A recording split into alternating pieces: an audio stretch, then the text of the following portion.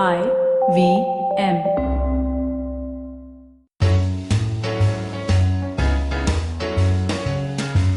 Hi, I'm Satyajit. Hi, I'm Rachita. Welcome to Paperback by the Open Library Project. We have as our guest today Natasha Malpani Oswal. Natasha is a poet, producer, and podcaster whose show Boundless is now available on IVM Podcasts or wherever you listen to podcasts. In the first half of the episode, we discuss Natasha's book Boundless, her journeys and experiences when she came back to India, and her clear and honest take on life. In the second half, we also discuss Travels by Michael Crichton and Bird by Anne Lamott.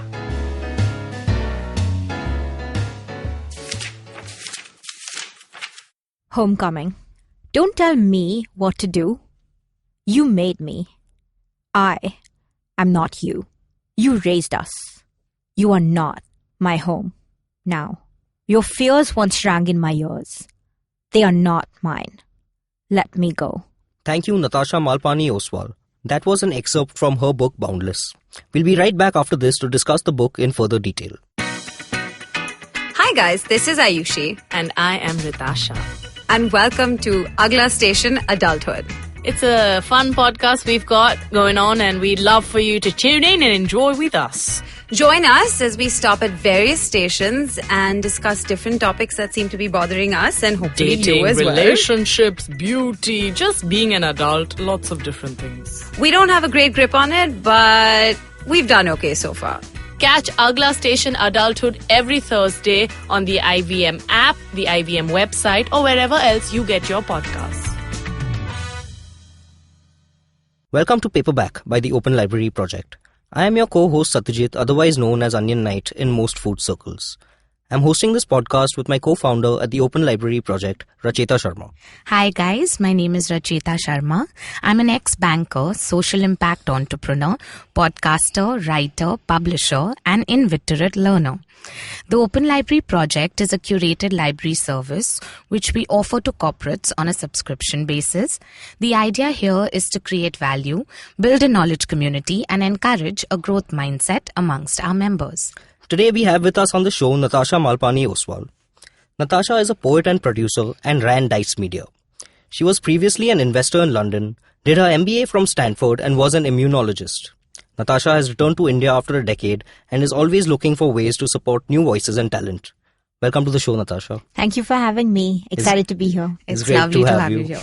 So let's get into it. Your profile is quite amazing considering that you're a poet now. So can we start with how did this journey start, or how did you kind of Transition from being a doctor and immunologist to becoming a poet? Yeah. So it's a pretty crazy story because I honestly had no intention of ever writing poetry. So I was basically in London last summer. Okay. And I was just thinking about the last 10 years and all the crazy transitions I'd made, you know, from going from science to investing to doing the MBA, to living in different countries. And I was just thinking, you know, I was going home back to India after 10 years. And in a way, it didn't feel like going home. Right. Because I had changed so much. Yeah. Okay. And also, honestly, I was a little bit scared about moving back. Okay. Because I was like, you know, I don't know what it's going to be like to be a working woman, manage, you know, family and work in India. So, I mean, I definitely admit, like, I had a super outdated view of what it was like coming back. So I basically just started writing these poems to myself. Okay. Just as a personal diary, literally like on the notes app on my phone. Okay. And so like not thinking about publishing. And then in a very millennial way, I basically decided to share the poems on Instagram. Okay. And then the poems had a good reception on Instagram where a lot of people said, you know, they liked how honest or raw they were or they connected with the poems. And then I was like, oh, you know what, if this is really relatable, then, you know, why not share it? Absolutely. And I also think what was super interesting is, you know, the more I wrote my thoughts down, the more I realized like, these were just fears. Right. Yeah. Like, it was not true. These are just stories I was telling myself. Right. So then by the time I moved back, I was actually in a much better place because I felt more honest. Also, I basically like gave the book to my family and like everyone around me. So everyone knew exactly what I thought. Okay. So it made, That must have been liberating. I was like, this is me. So, Yeah. But I think one of the, best ways of handling your fears is to just acknowledge them, that Yeah. they exist. So, Yeah. that's great. And would you like to share some of the fears that are mentioned in this poem? Or even And, the first one, the Yeah, poem that you just read. Homecoming. Yeah. Homecoming. So I think I was honestly like a very like perfectionist kid when I was still in India. So I was very focused on pleasing my parents and my Right. teachers and doing the right thing. Right. And I didn't really realize how much I wanted to please other people until I left.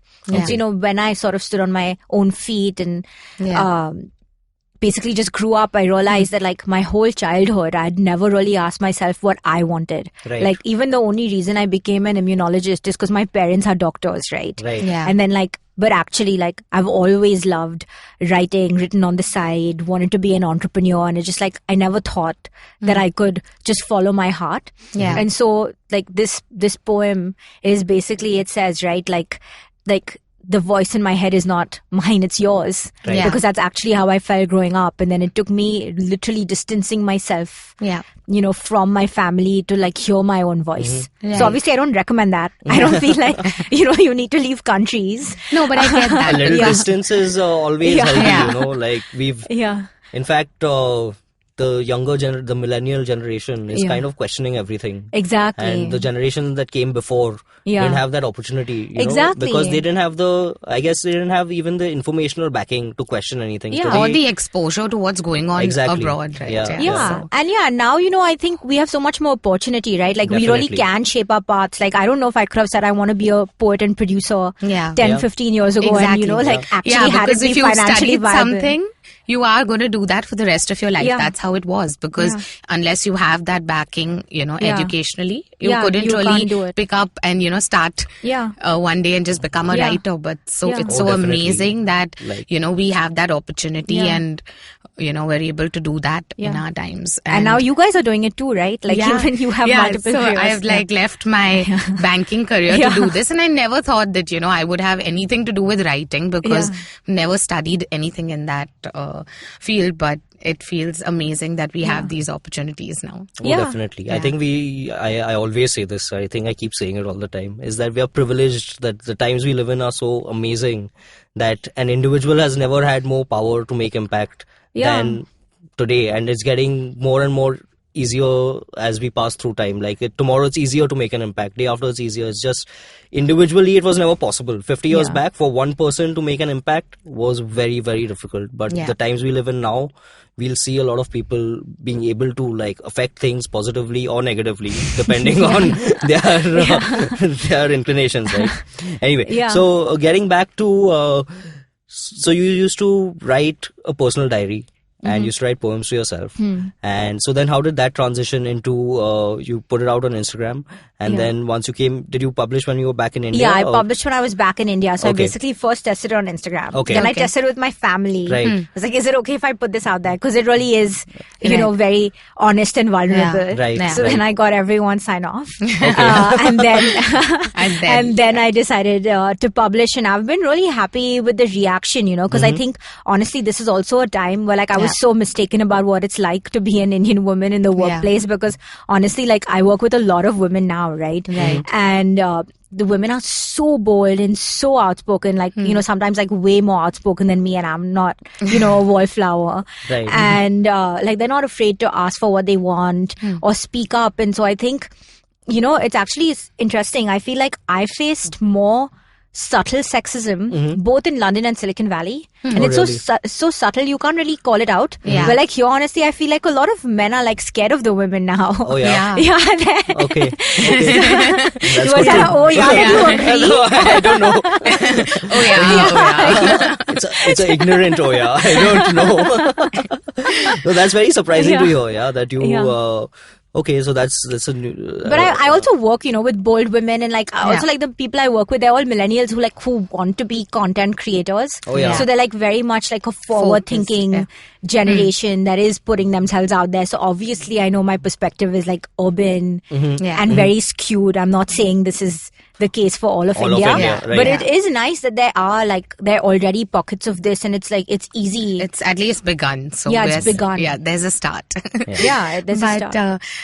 So you also have written about the power of vulnerability in your poems, and I think that vulnerability is something that is actually your power, because if you can be vulnerable, then you actually have the capacity of understanding other people, or being more empathetic in general. So what's your take on that? Yeah, I think that's actually a great question. So in my business school, the two taglines literally were true power comes from vulnerability, and the other one was feedback is a gift. So it's basically the 2 years were basically saying that, if you don't have emotional intelligence, if you can't work with people, understand them, read them, communicate, handle yourself, then there's no way you're not going to be able to do anything or build anything, right? And so I think, they did a lot of crazy things at the GSB. So there was a whole class called Touchy Feely, where you literally used to sit in a group with 9 other people and learn to talk about your feelings. Right? So how often do you just sit down with other people and think, okay, how am I feeling in this exact moment? And then find the ways to communicate that, right?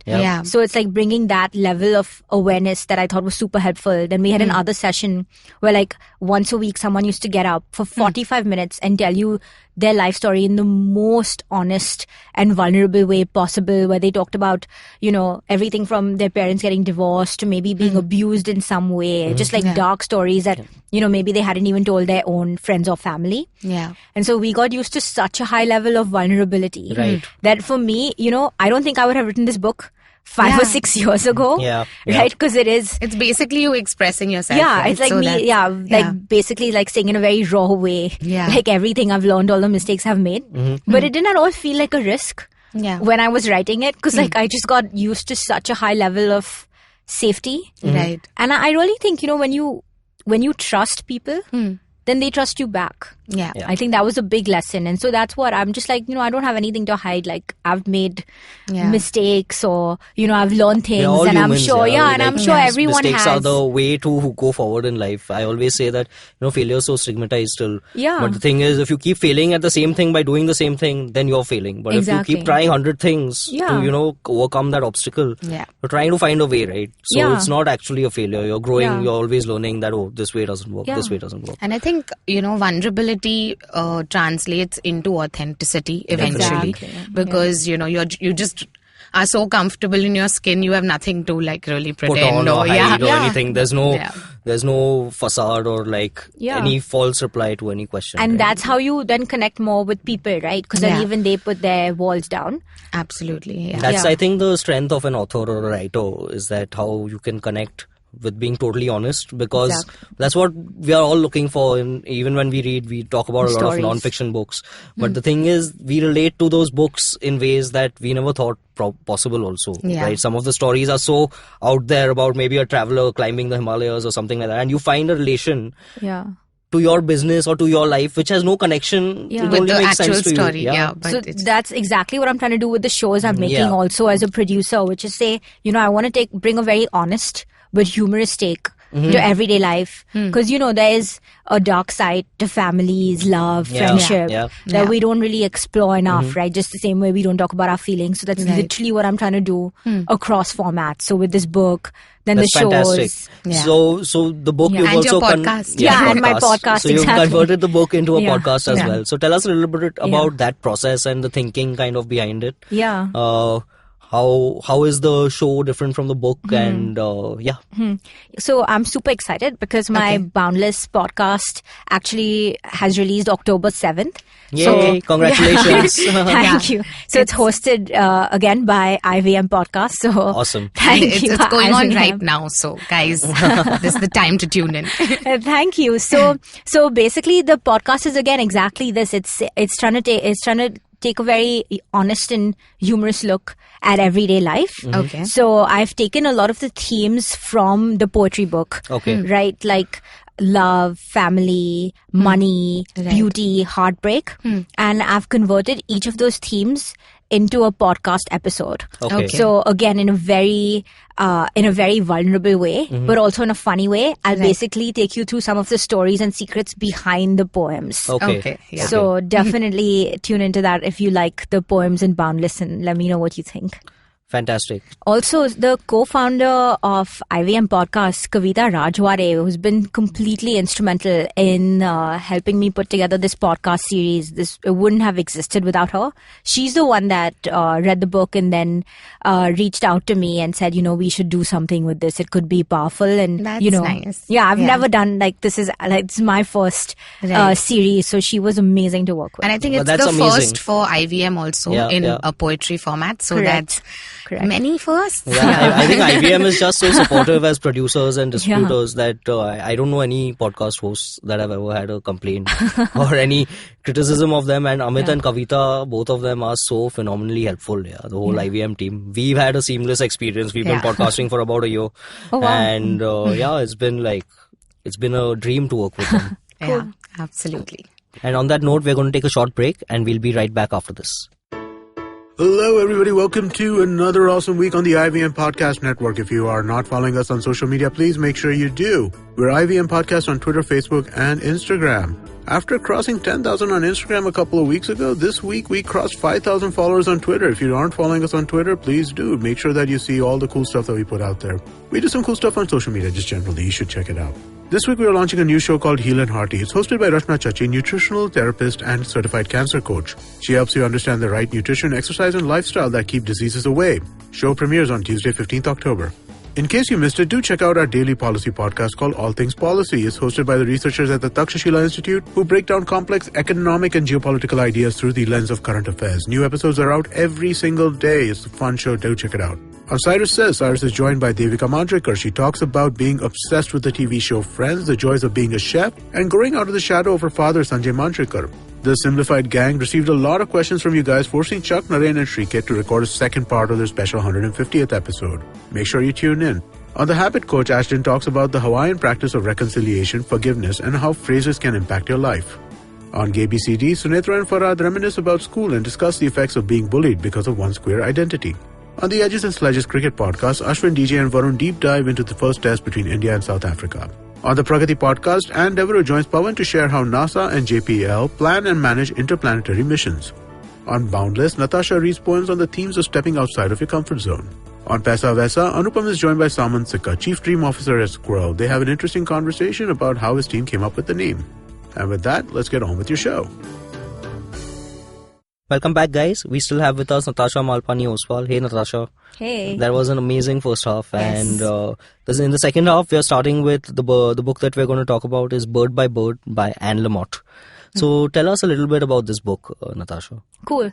So I actually read this book first when I was 12 years old. Okay. Oh. And it's honestly stayed with me. Okay. It's one of the most beautiful books I've ever read on the creative process. Okay. So it's basically written by a writer who's very honest about what it actually takes to write, Okay. whether it's fiction or non-fiction. And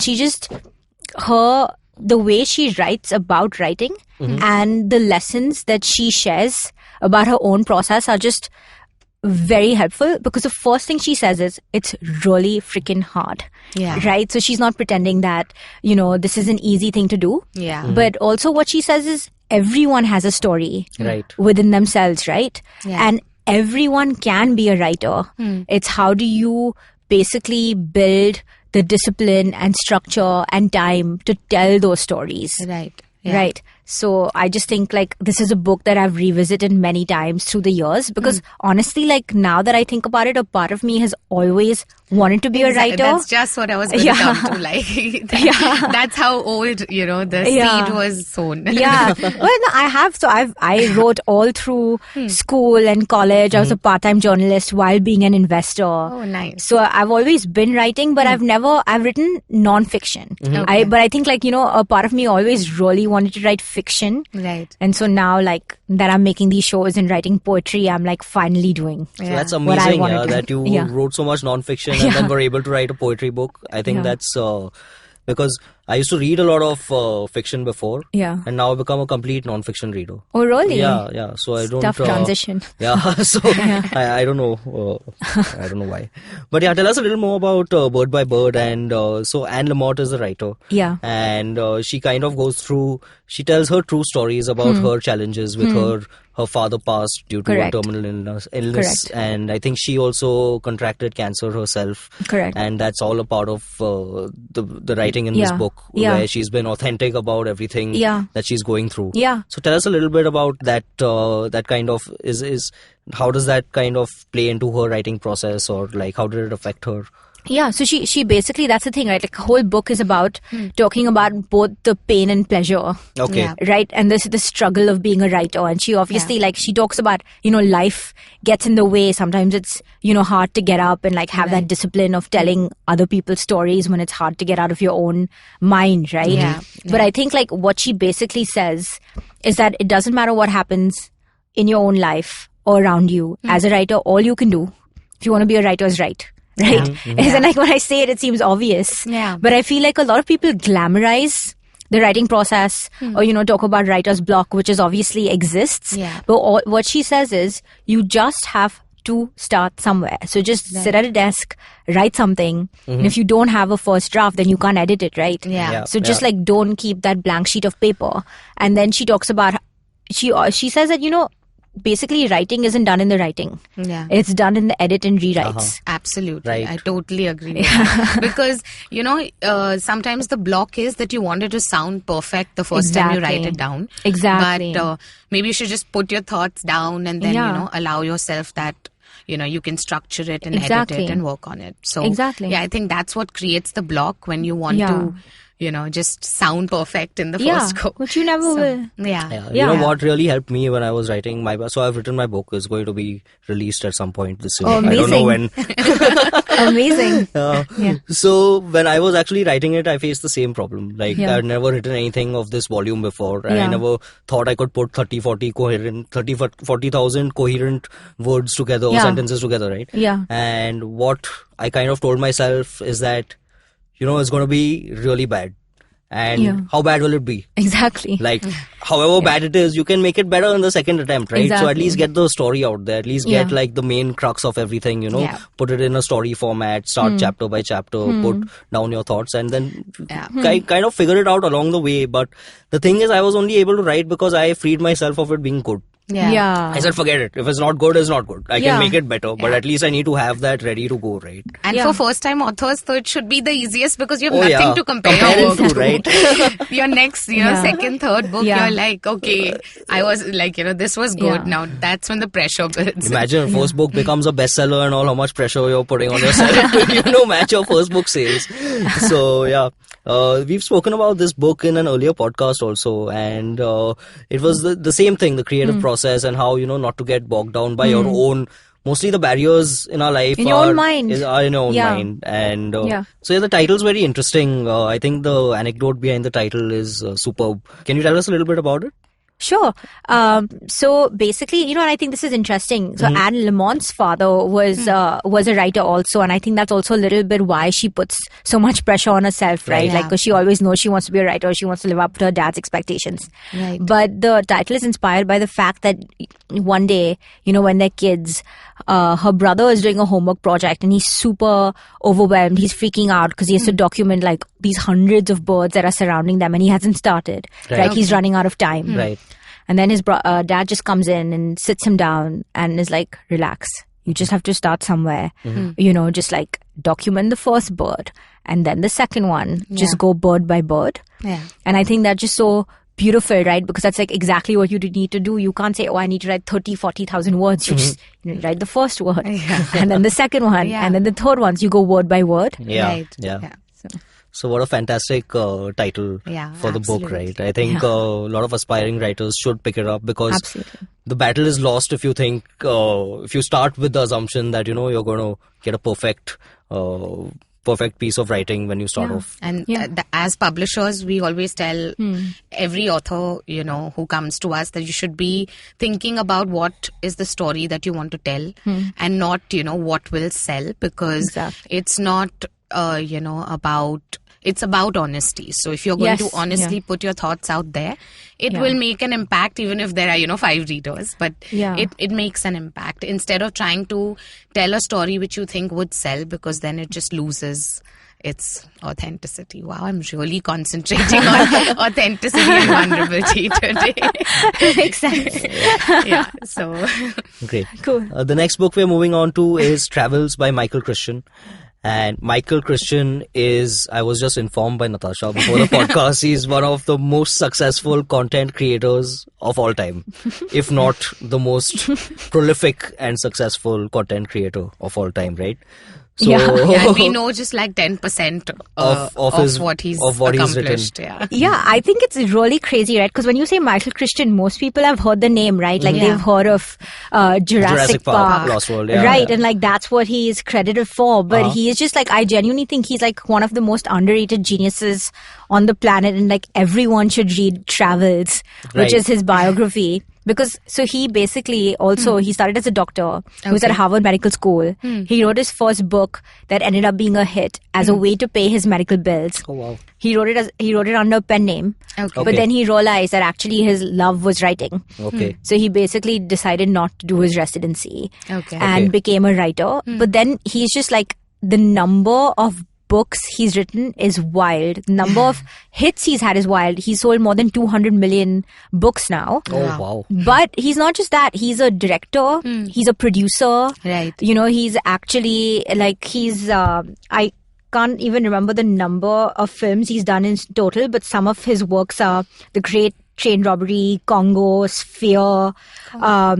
These are hits that have basically defined TV for a generation, right? Like ER is like one of the biggest hits of TV, and then Westworld, HBO's Westworld now, he actually came up with the idea decades ago. Wow. So he's basically like, he's a visionary. Visionary for sure. Like a lot of the future, like I'm a lot into sci-fi, right? And a lot of the sci-fi of maybe 50 years ago is coming through today. So it's crazy, right? Like even something like Jurassic Park, like it's not that far away from the realm of possibility given today's that we can like edit DNA and stuff, right? So visionary, definitely. And I had no idea his body of work was so much. And that's the thing, like he's just made so many hits. But what's hilarious is this book, right? And the reason it's called Travels and not writing or creation or whatever is he's basically said, I've done all this cool work, but I don't want to talk about it in my biography. So his actual biography is just, he somehow managed to find the time to travel the world, and then he's explored hypnotherapy, Reiki, psychotherapy, his own aura, past lives, Vipassana.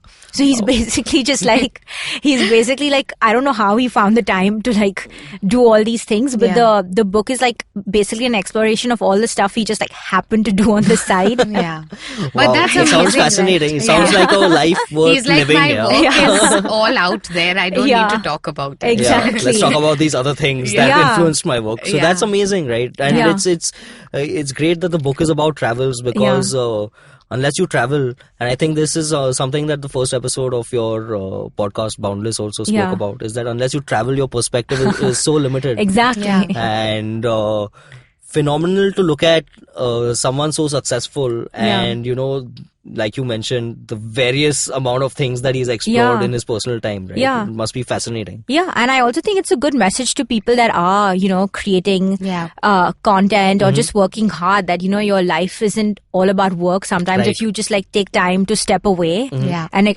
actually live, it makes the quality of your work better. Absolutely. So you need that downtime or periods where you're not just creating. Yeah. Like you have to distance yourself from your work sometimes. Yeah. I definitely agree with that. So, before we wind up, there was a poem on space as well. Okay. So, I'm happy you read the book. Yeah. So, I wanted, to probably end on, like you mentioned right now, taking some time out or space from people around you to be, able to make your own decisions in life. Yeah. Could you share some more information about what it talks about?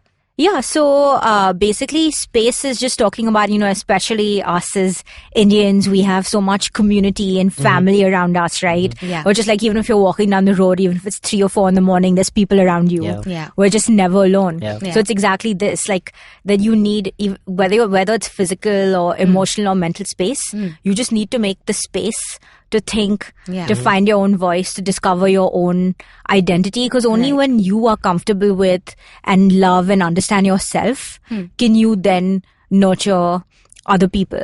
Yeah, and so that's the message. So you should take time out for yourself and you should take some space from other people. That's actually how you end up giving back more, I think. Yeah. Right. So it's not at all selfish. It's actually a very positive thing and makes you more generous. Absolutely.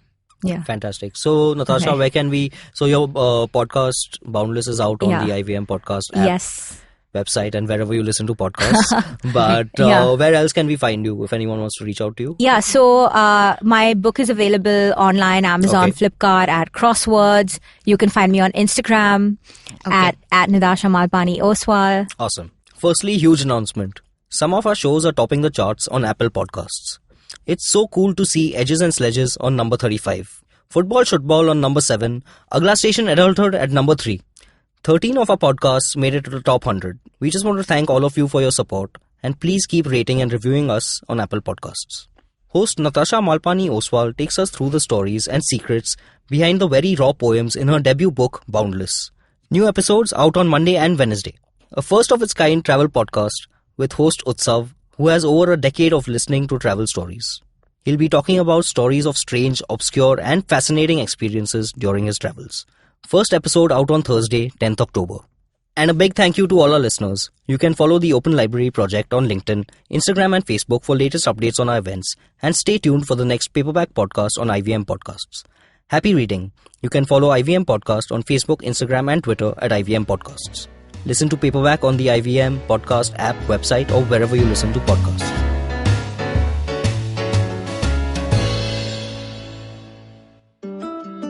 Hey guys, this is me, Eva Bhatt, your host for the podcast 9XM Soundcast. This podcast is produced by India's largest music network, 9X Media. We have been catering music and you have been enjoying. And now we bring you a podcast where music inspires. Every week, I interact with some of the best minds from the music industry to understand their creative discipline. Every new episode will feature artists who will share inspiring notes from their journey, some valuable tips for budding artists. So do subscribe to the podcast where music inspires. Enjoy a brand new episode of 9XM Soundcast every Tuesday on IVM Podcast app or website or wherever you get your podcast from.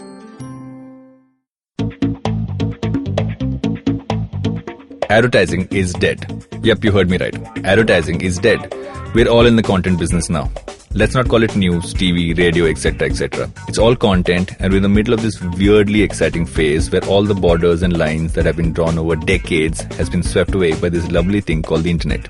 We're a show where we don't dwell on just the stuff that is now, but rather the wider stuff about advertising, media, content, and the whole goddamn circus surrounding it. Tune in every Tuesday for our weekly unboxing of the mystery box we used to call advertising. I'm Varun Dugirala, co-founder and content chief at The Glitch, and this is my new podcast, Advertising is Dead.